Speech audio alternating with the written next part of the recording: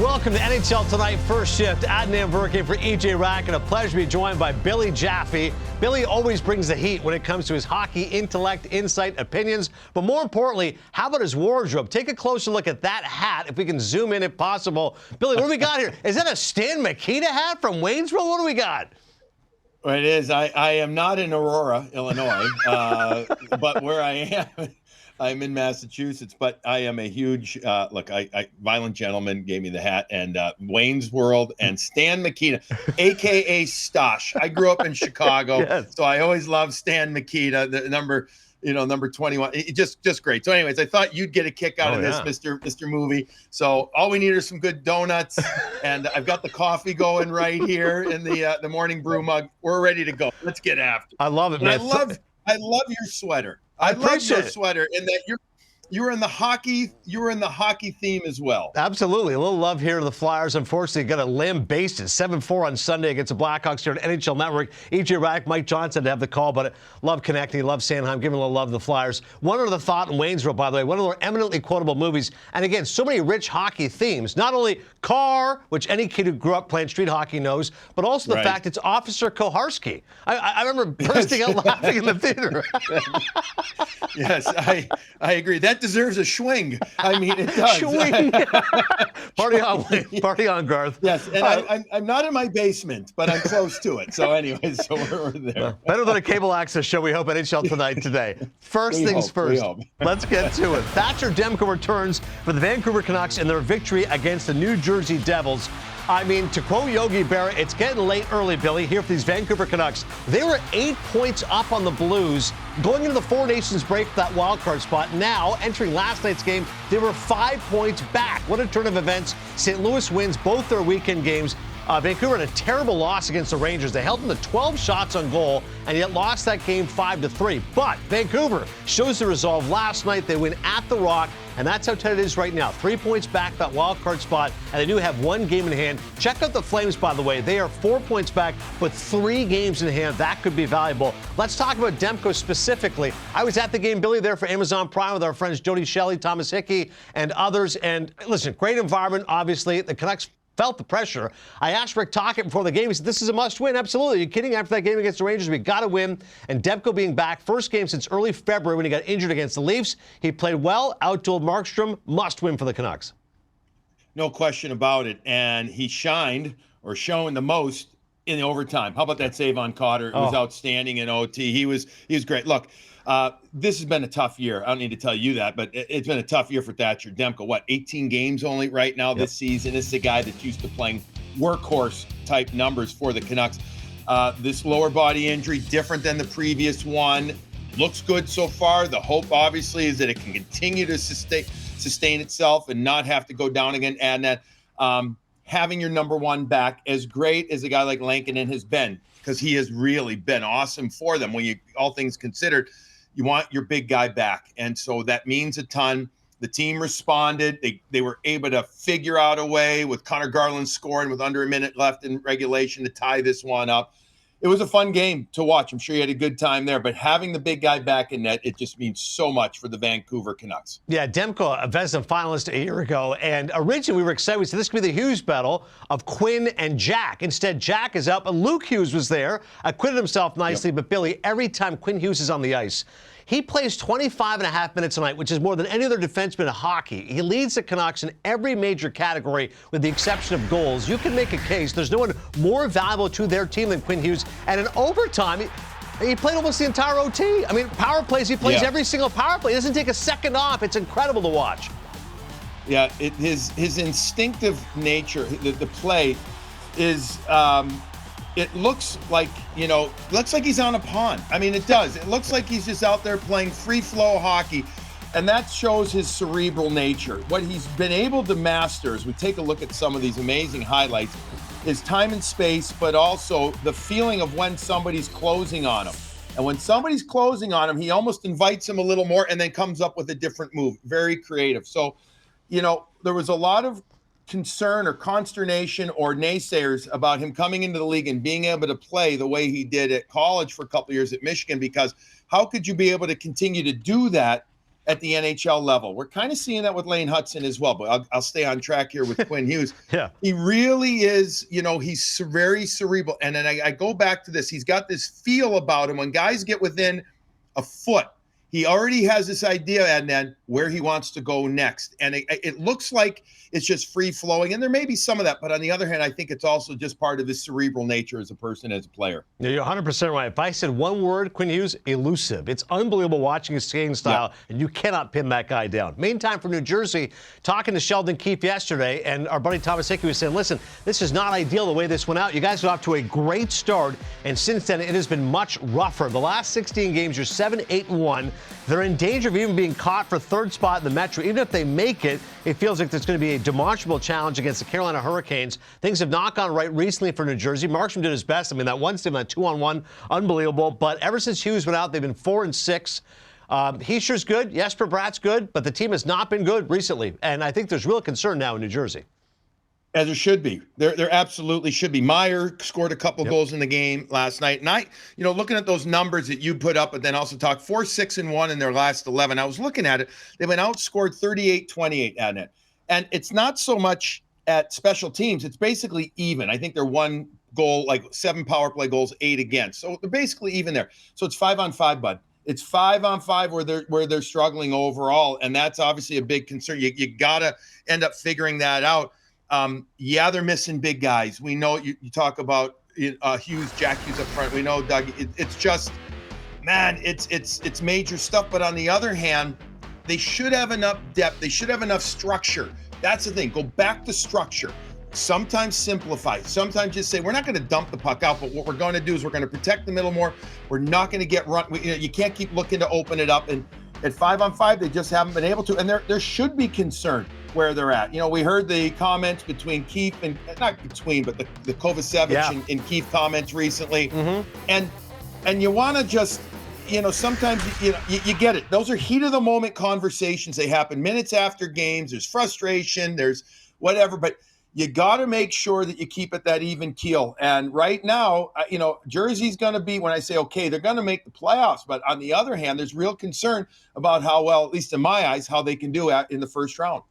29th in 5-on-5 goals since New Year's. It's not going to get it done. And I asked Keefe about that, by the way. And he was like, listen, heat of the moment, a little fired up. He had just seen Kovacevic's play, which wasn't particularly strong. But you're right. You call it a player like that, all of a sudden you're putting a bullseye certainly on your back. All right, as far as action last night, Blue Jackets and Islanders, both these teams right now very much in the mix for a wild card spot.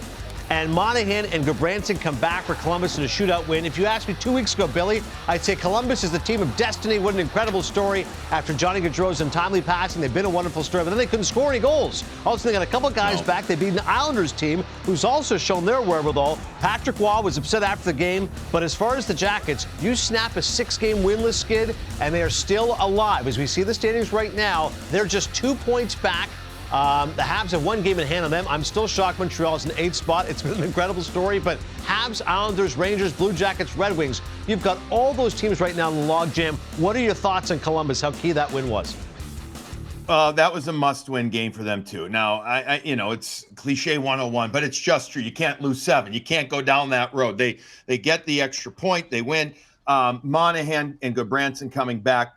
Mega returns for those guys, just given their veteran presence. They've been in these big games. You get those guys back. Monahan, 2 assists in the game. He took 24 faceoffs, by far led the team. He was at 46%, just under 50, but still, he's in the circle for those big moments. The guys love him. His personality resonates with them. It's that comfort big guy in the middle. They've been dealing with injuries, not just him and Gudbranson, but Sillinger, et cetera. They've been dealing with that. They get him back. It's big.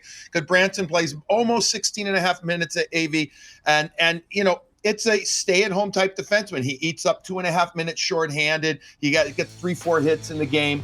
It's that presence. And you've got to get those pieces back for this team. I completely with you, partner. Completely. A few weeks ago, I said, this is a team of destiny. They have been brought together. They believe the fans, everything is saying they're going to get there when all's said and done. Yet you have to take into consideration this stretch when you get into that late March stretch when teams that maybe have been there before, although this is really going to fly, the Montreal Canadiens fly in the face of this contention. they can rely on that experience, and maybe they get themselves higher than a team like Columbus has got so many young players. But Columbus, hey, they figure out a way to win this game. They're in it. It's going to be tough now because of those 6 losses. You got to avoid more than a 3-game losing streak this time of year. That 6-game loss stuff. But if they can rattle off 4-1-1 in their next 6, including the victory last night, hey, they could be right back in it too. Now, to your point, you're just ratcheting up as many points as you can. With the Canucks last night, tying it up, I said, at least that's one. Now go get that second one in the shootout. That makes things a lot more palatable. Meantime, for New York, Islanders got to be frustrated. Patrick Waugh, Billy, we know he's always been a quote machine when he was a player and now as a coach. Certainly had some strong comments afterwards. And I can sympathize where he's coming from here. Goalie interference call late in the third. That's a tough pill to swallow for the Islanders head coach as we take a look at the play here. Yeah, so the play comes from the point, and the goal is what we think scored, but immediately the goal line official says, no, wipes it out 3-4 times. Here's 21 Blue getting in the way of 90 White. Merzlikins and Palmieri are the players, but you just see, so there's contact. Is it initiated by the goalie? Is it by Palmieri coming in the crease? Does the goalie have time to reset? All those questions, right away, you have to take more biggest thing to take into consideration, what's the call on the ice? That's the first thing, AV. All right. Ice, as my dog barks at me. I think he's agreeing or disagreeing with me here. I'm not sure which one. But the call on the ice was no goal. All right. And I think it was a goal. I thought that, look, this is the consequence, Bud, of review. And we're seeing it on blue line reviews. We're seeing it on goalie interference. And I know that people in the game all want it. And I don't want to be the old guy yelling at the clouds or getting off my lawn. But I mean, it's so finite now. I mean, literally within millimeters. It is within that we're trying to, and we're also trying to get in the head of players here. They're everywhere. And I think these are unintended consequences. I thought it was a goal. I thought it should have been called a good goal. I thought that if there was contact, it was marginal. I thought Merzlikins had time. I know we watch it in super slow-mo, and that's always not fair. But, I still think he had time to make the save. But because the call on the ice was no goal, as we take a look at it again, the officials are saying, or the people in the situation room are saying, we don't have enough to overturn it. Those are the rules. And I don't know. I know we protect goalies. I understand that. I don't know if this was really the genesis of the rule, something like that. I'm talking about bigger hits, etc. But I feel like we're back to foot in the crease, and that's it. And again, I go back to this. I think that it could have been called a goal, but because the call on the ice wasn't, or was a no goal, that they went with that. And I don't want to even see more replay, but I do think we're going to. I think we're going to see more replay on other stuff. That's just my take. A lot of people in the league are like, nope, the more replay, the better, because then we feel we get it as close to being 100% right. And that's their prerogative. No, I'm with you. You do miss the element of human error and just having things happen quickly, instantaneously, rather than break it down like the Zapruder film. You nailed it with 8 words, I think. Does the goalie have enough time to reset? I believe the answer was yes, and I can understand the frustration of Patrick Waugh and the Islanders. We move on. You mentioned the Montreal Canadiens, meantime. They're taking on the St. Louis Blues. Good matchup type to two teams fighting for playoff spots. Again, if you look at their goals per game and goals against, the Blues are stronger defensively. The power play is identical, whereas Montreal has the edge when it comes to their penalty kill. Both teams right now holding an 8th seed in the conference. Let's talk Montreal first. Our old buddy Jeff Gordon right now, NHL Network colleague, the president of this team. Of course, love Marty St. Louis, the coach. Lane Hutson's a Rookie of the Year candidate. Caulfield might get 40 goals. Here's what I'm impressed by, Billy, is their resolve. Call them the Cardiac Canadians. They've erased third period leads to earn a point in 3 straight outings. Again, I don't want to get the win, but if they at least get 1 point and salvage that to me is critical. And Montreal's done a great job of that. Yeah, and that's like playing to the end. That's passion, that's energy. And they're feeding off when they're playing at home. That huge Bell Center crowd, 21,000 plus AV. What a place, right? What an environment. I can only imagine how gaga crazy it's going right now because they've been so desperate for this team to finally get better. They have exceeded my expectations. They got some tough games coming up, especially those 2 with Florida and then before that with Carolina. What I love about this game tonight, Bud, absolutely love about the St. Louis game is that it's East-West. And while, of course, both teams are playing and know that they need to win and they need the points, there's not this as much desperation feel, perhaps, that it's a 4-point game. They don't play each other as much. They don't have the tendencies down of each other. Maybe it's one of these wide-open games. You know what I mean? Maybe it's one of those crazy wide-open games that you can get every once in a while that are awesome to watch. I think the passion for both teams, the energy for both teams is going to be through the roof. I love the way that the Montreal Canadiens have said, you can almost feel like we aren't supposed to be here. We're going to show you that we're better, we're stronger. Maybe we're a little bit more veteran type team, or veteranness. I know that's not a word, but a term than we've been given credit for.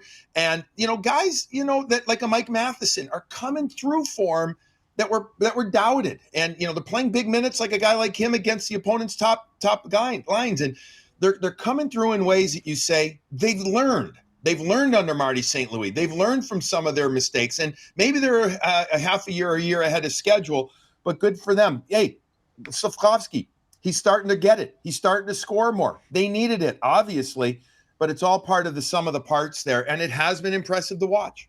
Yeah, Caulfield, Suzuki, Slafkovsky's been a great line. You're right about Juraj Slafkovsky. He's faced a lot of heat in Montreal. He's got 8 goals in 13 games since Four Nations, so he's been a big part of that resurgence. Brendan Gallagher's got 5 points in his last 3 games, so good news right now for Montreal. And overall, the Blues, the league's best team since the Four Nations break, 12-2-2. So I don't know what Monty had over the break, but these boys have been rolling ever since they had a little timeout.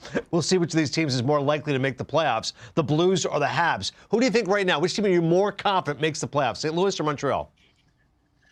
Oh, I'm going to go with St. Louis. It's a tough it's a tough question. I mean, Montreal, could Columbus, we already talked about the get on the run. I'm going to give you a lame answer. I'm going to say St. Louis by 2%, 51-49 over Montreal. Not remembering or memorizing both teams' remaining schedule, I will say St. Louis, they've got it. They, keeping their captain Shen there, I think, has galvanized the team as well. Was he going to get traded or not? The 1,000 game celebration, he's scoring lately. They have a lot of experience there. They got a goalie who's been there before, who won the Four Nations as well. I don't know. Yeah. I'm an awful gambler. I will tell you that, my friend. But if I got to put any, I'll put a couple of shekels down. I'll say St. Louis. Well, you're right about St. Louis having a favorable schedule, and the Habs have the 10th easiest schedule down the stretch as well. So if you're in the schedule watching, you would favor both these teams down the stretch. St. Louis right now, 3 points clear of that final playoff spot. This tweet here from Tarek El-Bashir. The All Caps have re-signed Jakob Chychrun to an 8-year, $72 million contract extension. According to the team, Chychrun's contract will carry an average annual value of $9 million. Massive news as they get Chitter. When we come back, we'll talk to Tarek El-Bashir to talk about Chychrun, Ovi, and the Caps facing off the Jets tonight. Potential Stanley Cup Final preview. It's coming up next. You're watching NHL Tonight, First Shift.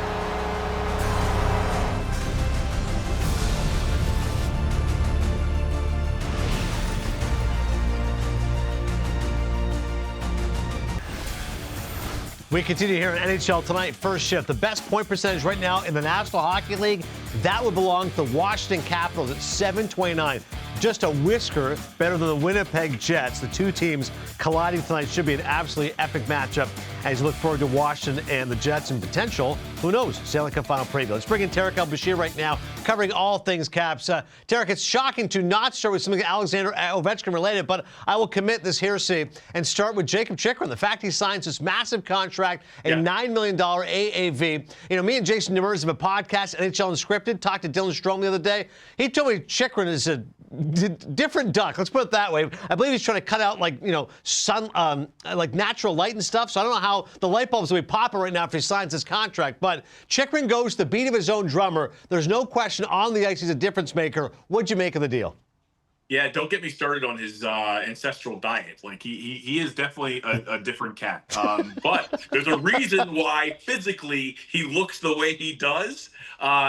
He's actually, I've only known him now or covered him now for 6 months, and he's one of my favorite guys. I love talking to him, and what a hockey player. I mean, third amongst defensemen in goals with 18. I believe only Cale Makar and Zach Werenski have more. That's pretty good, particularly for a Capitals back end that was one of the least productive points-wise and goals-wise last year. Right now, in part because of what Chychrun is doing, they are tied with Colorado for the most points from the blue line in the NHL with 182. So, we talk about the Capitals going from a team that struggled to get into the playoffs, did it on the last day of the regular season a year ago, to being the first team to clinch this year. And all the goals they're scoring, a lot of it is the back end, and a lot of it is Jakob Chychrun. So what has he done so well this year? We watch from afar. I can break it down. You see every game with him. What do you feel like he has done so well this season that has allowed him to catapult his game to that next level?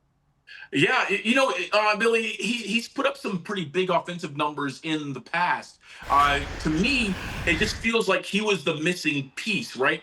John Carlson John Carlson's been very unlucky this year. He's had 5 goals called back for goalie interference and offsides and other things. But I feel like they were missing ever since Dmitry Orlov was traded away. That kind of that other guy that could bring some offense from the back end and could be a guy who could also spell John Carlson a little bit on the power play and in other areas. Remember, John isn't a spring chicken anymore, and last year he played more minutes than anyone in the NHL. That was not sustainable. So you bring in Jakob Chychrun. He's able to take some power play minutes away.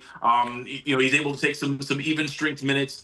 Eats a lot of minutes. That has kind of put everyone in their right chairs, and just the offensive production. I mean, 25 assists. It isn't anything crazy, but the 18 goals, man. And he scores goals at the right time. So many of those goals have been in tie games or to put the Capitals back ahead.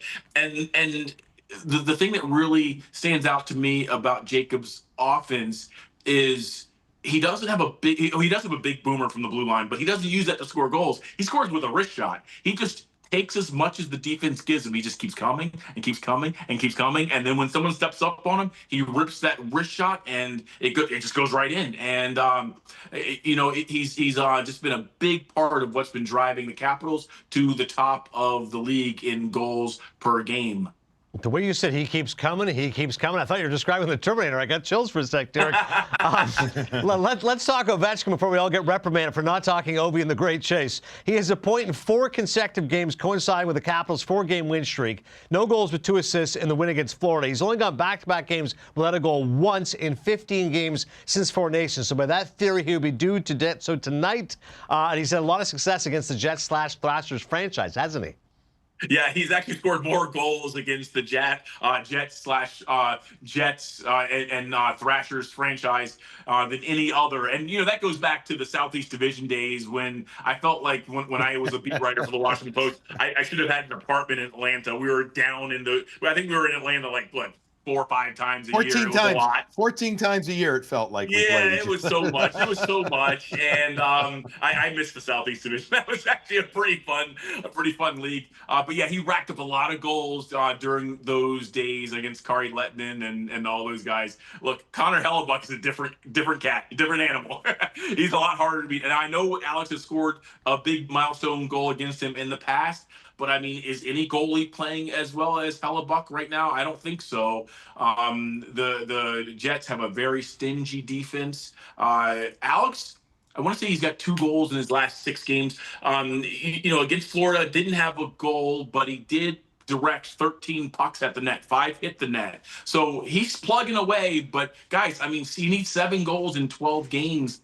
It's getting tight. It's getting really tight. I feel like he's probably got to pop 1 or maybe 2 tonight to really get himself back on track and make it a realistic goal for this year. But, I will say this, having covered Alex pretty much every year since his rookie season, every time I say he can't do something, he drops a hat trick and goes, yeah, that's what I do. I score goals. So, I don't know. The math is getting tough. But that said, if someone said put some money against it, I would not.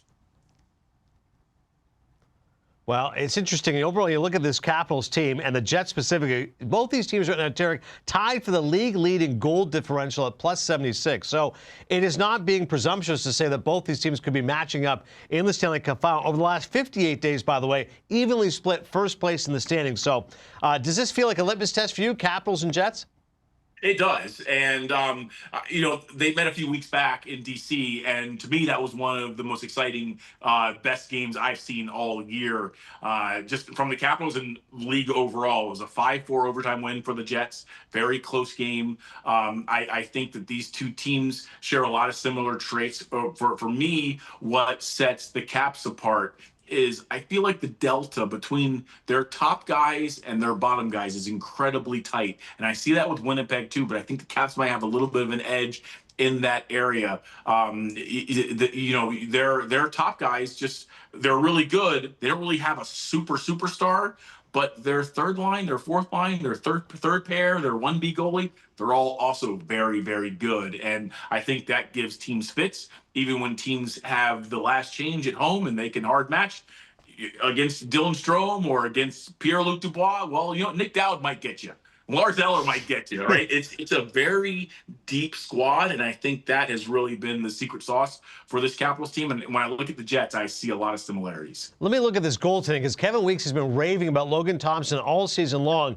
6-0, 15 goals allowed his last 6 games played. How important has he been, quite frankly, to this Washington team?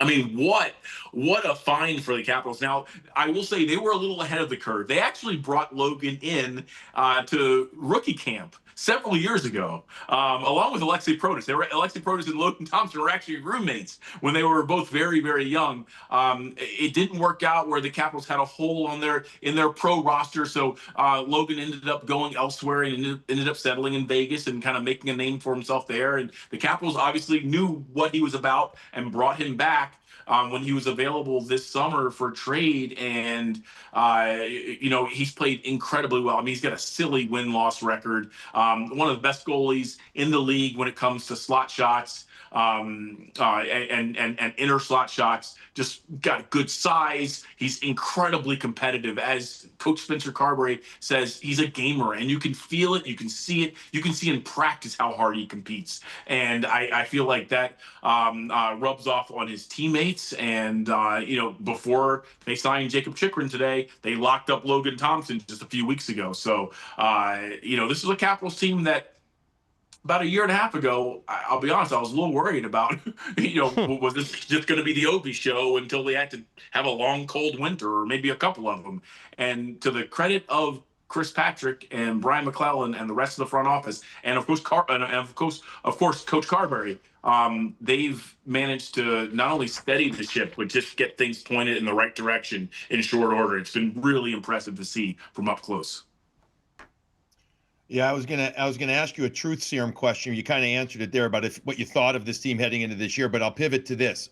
Tarek, is there any concern about guys trying to start force feeding Ovi to try and get him to that magical number? Have you seen? I haven't seen any of it yet, but you see every game. Is there any concern about that? Because that becomes that pressure time. Instead of playing for fun, so to speak, like they've been doing all year, that could lead to a different style of play if that starts happening.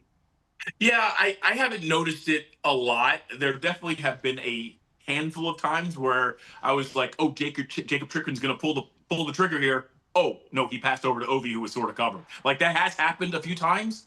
One thing I have noticed, Billy, that I found very interesting is teams have started shading over to Ovi even when he doesn't have the puck. Now that's not a new thing for the greatest goal scorer of our generation, but we haven't seen that a lot in recent years. We saw that back in like 2012, and now we're seeing teams kind of do that again. I think teams are determined to not be the people on the video when some of these highlight these milestone goals are scored. But yeah, I guess it is a concern. And the reason I would say it's a concern for guys to start force feeding them is the Caps are so far ahead in the division and they're leading the league. They have a little bit of latitude, right, to do that if they wanted to. But I do agree with what you're saying. Like, that would get them further away from how they want to be playing, going into the final dozen games of the season, getting their game in order, getting ready for the playoffs. But I mean, if let's say he pops 2 tonight, and now he's 5 away, 11 games to go, I could 100% see guys just throwing every puck they could in Ovi's direction, or better yet, just planting him in front of the net and just firing pucks and hope he gets a rebound. Because, I mean, everyone wants to see him do it this year. He's got another year in his contract, but he's 39. He's going to be 40 at the start of next year. It's better to get it done now than, have it simmer all summer and have to talk about it all summer and then, see how he shows up in camp next year. Just get it done now. We shall see. The great chase continues. Tarek's, by the way, dominating. Tarek Skubal start opening day for the Tigers, and Tarek El-Bashir covering the Capitals for Monumental Sports Network. I will take a Rod Langway hat over above your shoulder. Michael Pavanka, whatever you got. That is my favorite baseball player, by the way. Good reason. These Tarek's got to stick together. Thanks, man. Still to come here on NHL Tonight First Shift. It was a performance in the ages from Kirsten Simms. Who wants it? I got it. And the national championship for Wisconsin. She'll tell us about her glorious moment when we come back.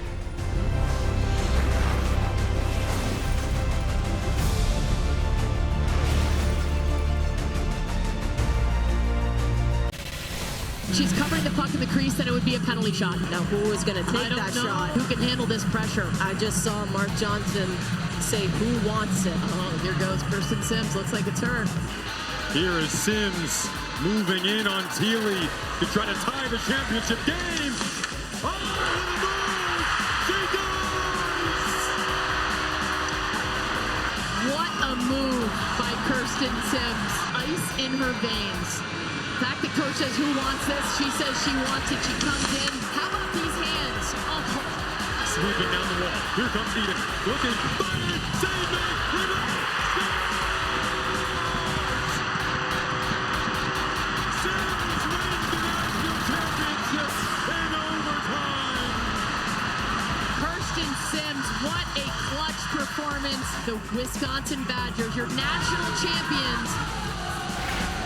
She will be forever remembered in Wisconsin annals. Kirsten Simms, in 3 seasons with the Badgers, 72 goals, 104 assists in 121 games for 176 in that national championship game, scoring the game-tying goal, as you saw, on the penalty shot, and then the GWG. It was a top 10 finalist for the Patty Kazmaier Award, both in 2024 and 2025. And what a pleasure bringing Kirsten right now, as clutch as it gets. I remember in school, Kirsten, the teacher would ask you for the answer, put your hand up, you feel a little confident. The fact that you had that kind of confidence in that situation, where did that stem from? Yeah, I mean, I think it kind of just came from our team as a whole. Everyone on the bench before the penalty shot was granted successful. It was like, Simms, you're gonna be taking it, you're gonna be the one taking it, get ready, whatever. So I was sitting there obviously a little nervous, and then when the time actually came and coach was like, "Who wants it?" I got everyone on the bench screaming, "Simms, Simms, Simms!" You gotta do it. So I was like, you know what, coach needs a little bit of confidence. So I just threw my hand up and was like, why not? Had he asked you guys, have you been in a similar situation? Obviously not in an NCAA championship game, but has he asked somebody before who wants it? And was it, did somebody else raise their hand at that time, or was this a first in your time there? When we were at that Wrigley game earlier this year, we were in a shootout against Ohio too, and he was it got to 7 or 8 shooters at that point. So by the time we got that far into the bench, he was like, "Who wants the next one?" And all of us were on the bench who had already gone. We're like, this person go, but nothing to that degree that he had done the other day. All right. How much have you practiced that move, that exact move as a skater? And if you hadn't practiced it before, where did it come from? Well, we'd actually do this thing called Showdown every week at practice, where we basically do shootouts against our goalies the day before the game, and then whatever, there's a winner at the end. And so we get a lot of practicing with shootouts, and that's one. Our starting goalie is obviously very good, so that was one I do on her all the time. And doesn't work, but I stick with one move for this one, because I knew if I were to try and hesitate and do anything else, not sticking to what I wanted to, it could have not gone in. So I had to stick with what I knew, and it ended up working out.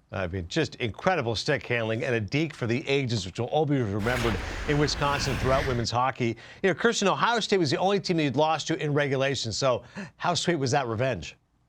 Oh, it was awesome. Especially coming off last year too, who took the natty from us. So to get it back and to bring it back to Madison, there's nothing better. And with how big of a rivalry we have with them, to be able to take the natty back home from Madison, especially from them, there's no better feeling, honestly. You mentioned Madison, and I'm a Midwest guy, born and raised in the Chicago area, so I know Madison very well. I'm just guessing, and I'm an old guy, so maybe like the KK is the college club is it still there for all I know in all the places? Like, where was the celebration? What's the celly been like for those, of course, old enough to enjoy a beverage? Yeah, I mean, we've been all over. I mean, we got to do like a little fan event at the rink yesterday, which was awesome to be in front of our fans because they follow us everywhere. So that was cool. And then honestly, we just take the trophy everywhere around Madison, try and get to show everyone who's around. And it's just super fun for obviously us and then obviously the people in Madison as well, because they're just huge supporters of our team. So it's just been awesome top to bottom since we've gotten back. You know, they have such passion for hockey in Wisconsin. I mean, for all sports, but particularly for the Badgers. What is that experience like, Kirsten, playing for that team and feeling all that emotion in that state?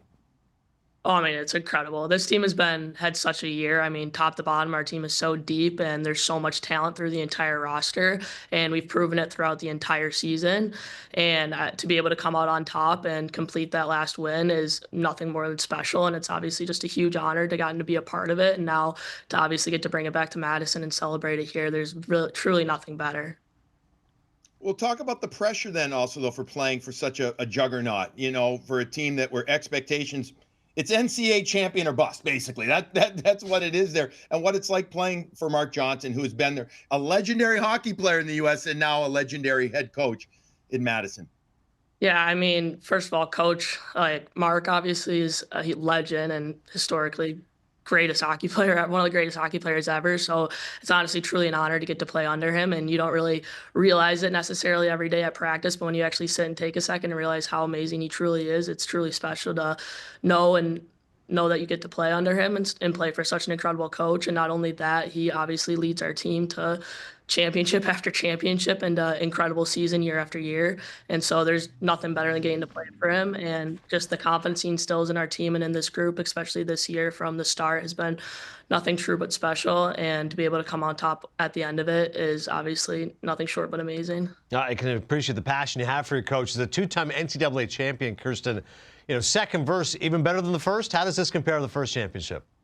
Yeah, I think it's just the group that we have. This team has just been super incredible all year, and to just see what we've done this year in the NCAA has been truly so special. And to come home with our league championship, our playoff championship, and now the Natty as well, it's obviously just such a special year with such a special group. So honestly, second time is better, I'm going to be honest, and to have two now is obviously incredible.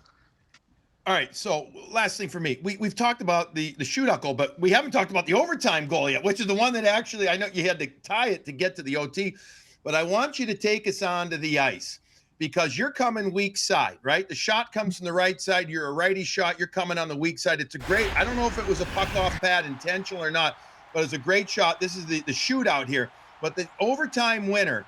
What are you thinking? Is it super slow motion in your head, or is it like blackout moment type of thing when you put this one in? I'm going to be honest, it's a little bit of a blackout moment thing.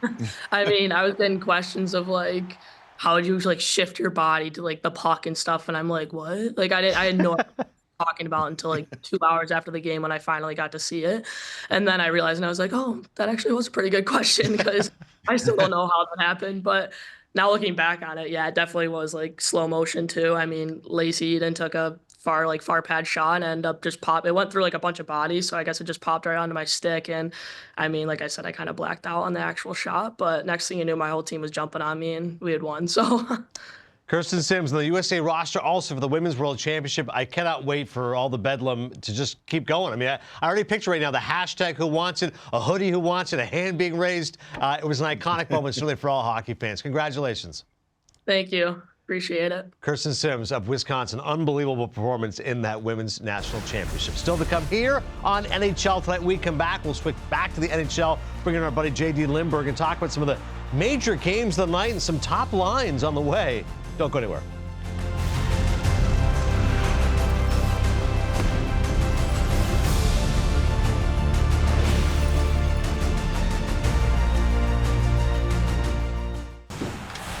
And it's time for the Top Line Parlay presented by DraftKings Sportsbook. We're bringing our buddy J.D. Lindbergh right now. Oh, man, J.D. I can feel a good feeling right now in the air. What do we got for this parlay? Billy and I feeling good. Billy already said he's terrible at putting a few shekels down, but he's willing to do it for you. Oh. Go ahead, Billy. What are you going to say? No, I'm saying, yeah, I can't wait to hear this because you take the opposite of whatever I say. So I want to listen to what you got, buddy. All right, I've been cold lately, but we're going to try and get back on track, make the shifties a little money here on a Tuesday. A lot of games to choose from, 10-game slate. Keith, let's go to the big board. Here we go, first wager in the parlay. Dylan Cousins playing against his former team. He's back in Buffalo. We like Dylan Cousins to record a point against his former club. We check out the other full screen here. He's been pretty good with the Sabres. 8 games. He's almost a point-a-game player with the Senators, Wrong S team. But yeah, we like him in his return to Buffalo to get on the score sheet. Oh yeah, and Ottawa 6-2 with Cousins in the lineup. Nice note from Adelberg there. Nice. Speaking of Mark Adelberg, he came up with this one for us. We head back to our big board, Keith. We like the Toronto Maple Leafs first period over 0.5 goals. That means we just need them to score a goal. No, come on. The Leafs are facing the Flyers. Adelberg, a Flyers guy. Come on. He's another Flyers guy. That's why he's been watching this team closely. You brought it up off the top of the show, AB. They got torched against the lowly Blackhawks in the showcase over the weekend, and they love giving up goals in the first period. We check out the other full screen here, Keith. Most first period goals allowed in the NHL in March. They've given up 19 in just the first period. But hopefully Fedotop's not playing. 877 save percentage this year. Yikes, that is bad. We ran a board on Sunday's game about the Flyers save percentage just across the board. Nobody even cracking 900. It's research confirms it's tough to win that way. And by the way, Ersson against former Flyers draft pick Anthony Stolarz tonight. So something else to look forward to in there. Go ahead, JD. All right, beautiful. We're heading back to our big board here, and you guys may have heard of him, Alex Ovechkin. Talked with Tarek Bashir earlier in the program. Anytime goal for the grade A. Like, the Caps scored 6 over the weekend. Ovi didn't get one of them. He's got to get at least one tonight. And this is another great Mark Adelberg note here. Chasing down Wayne Gretzky's all-time goals record, obviously, but he's also on the verge of another Wayne Gretzky record, most first period goals of all time. The next goal Ovechkin scores in the first period, he'll tie Gretzky for the most all time. And you can see the games played are pretty similar there. So another interesting nugget. Yeah, and by the way, he scores the most goals against the Jets Thrashers franchise, right? So this could be something too. You were well versed in that Thrashers era there, Jeff. Very well versed. Hey, we got one more wager on 10-game night here to complete the parlay. Colorado Avalanche. They are at home against the Detroit Red Wings. We like them in the first period puck line, so they got a lead after one here. It is murder on teams going into Colorado on the second night of a back-to-back. Look at this. Since the start of 21-22 season, this is teams going to Colorado on the second half of a back-to-back. And, I mean, this speaks for itself. Just 5 wins, only 6 games where they get a point. The Avs dominant on home ice. Wow. Fellas, what do you think of the parlay for this one? Well, I'll just add, Detroit was in Utah yesterday, too, so this is going to be a challenge. Avs are 9-0 the last 9 home games at Ball Arena, outscoring opponents 42-14. It's my favorite topic of convo right now, the water cooler, Billy. I keep asking people, hey, the best opening round is going to be Stars Avalanche. Who you got? That's going to be unbelievable hockey. It is. Are there still water coolers? I don't even know if there are anymore. But anyways, those other things. I think that's going to be a phenomenal series. I do hate that one of the two of them are going to be out, but that's just the way it is right now. Listen, the Colorado Avalanche, I'm sure you guys have talked about it since Friday night, March 7th, now down the middle, adding Brock Nelson, adding Charlie Coyle, just the depth of this team. You can, especially when you're at home, fellas, they can really match up well. They're still running the big dogs a ton. They love those guys. Need to play a lot, want to play up, but you can pull if you can pull them back a couple of seconds here or there and really do hard matchups in certain ways, especially at home, controlling last shift. AV and JD, I think it means an awful lot. So those are all good stuff. And I mean, Colorado to me, if big question here, if their goaltending is good enough, you can't be average. It's still got to be really good. Now these guys. The brothers Wood have been really, really good, but playoffs is going to be different. We've seen that with other goalies, like a Connor Hellebuck, right? I mean, we've seen that. Come playoff time, if they're really good, this team could be fun team and a hard team to have to beat. I completely agree. That's one of the reasons why I like the Stars a little more than the Avalanche. Ottinger over Blackwood, but we'll see. Either of those goalies can step up come need be. Winnipeg 100 points, Dallas 94, Colorado 89, as we're into the 70-game mark here in the season. Good stuff from JD when it comes to the Top Line Parlay presented by DraftKings Sportsbook. Still to come here in NHL tonight, first shift. Oh, on this day, one of the most popular coaches in the game and certainly one of the most successful. We're talking Jon Cooper and the Bolts when we come back. DraftKings Sportsbook is an official sports betting partner of the NHL. And this week, new customers can bet $5 and get $200 in bonus bets instantly. Download the app and use promo code FLY when you sign up. DraftKings Sportsbook. The crown is yours.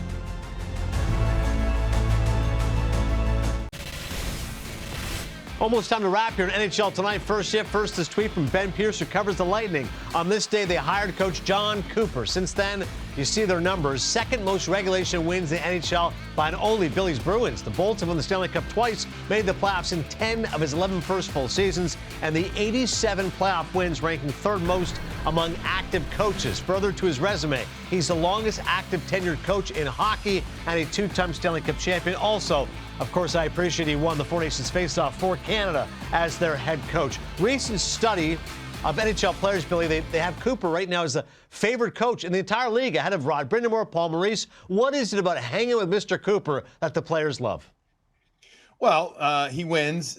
He does it in a way that he's figured out a way to get through to players an awful lot. Maybe it's the litigator in him, so to speak. He's got great linguistic skills. I know he's got a phenomenal memory, like photographic type memory, recalling plays, etc. He talks with the players an awful lot. He understands people management, and that's key. Listen, the guy worked his way up from the North American League to the USHL to the A to the NHL, and there's something to be said for how to manage people. It's not one team. It's 23 independent contractors on a team, AV. You got to figure out how to get through to all of them to make them one cohesive unit. It's helped that he's had some amazing players there, obviously, but he's a hell of a coach. And the other thing, too, he's done, AV, he's not the only one, but he's helped bring up fashion on the bench, the pocket square, the style. I'm okay with that, too. I love a good pocket square. Well, party on, Billy. This was a lot of fun. She will be mine. Oh, yes, she will be mine.